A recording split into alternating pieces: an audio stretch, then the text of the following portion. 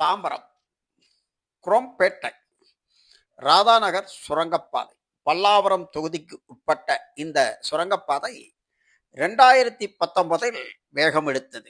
இதற்கு அமைச்சர் தாமோ அன்பரசன் அடிக்கல் நாட்டிய நிலையில் தொகுதி எம்எல்ஏ முனைப்பு காட்ட வேகமாக செயல்பட்டு வந்த இந்த ராதாநகர் ரயில்வே கேட் சுரங்கப்பாதை தற்பொழுது முடிவடைந்து வருகின்ற 7ஆம் தேதி மாலை 4 மணிக்கு துணை முதல்வர் உதயநிதி ஸ்டாலின் திறந்து வைக்கிறார். பொதுமக்கள் பயன்பாட்டுக்கு வரும் இந்த ராதாநகர் சுரங்கப்பாதை கிட்டத்தட்ட 32 கோடி ரூபாய் மதிப்பில் கட்டப்பட்டுள்ளது. இந்த சுரங்கப்பாதை ஒரு வழிப்பாதையா இருவழிப்பாதையா என்ற குழப்பம் தீர்ந்தது.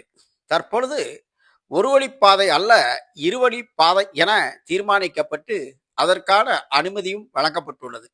எனவே குரோம்பேட்டை ராதாநகர் சுரங்கப்பாதை இருவழிப்பாதையாக செயல்படும் என அரசு செய்திக்குறிப்பில் தெரிவிக்கிறது. எனவே வருகின்ற 7ஆம் தேதி புதன்கிழமை மாலை 4 மணிக்கு ராதாநகர் சுரங்கப்பாதையை துணை முதல்வர் உதயநிதி ஸ்டாலின் திறந்து வைக்கிறார்.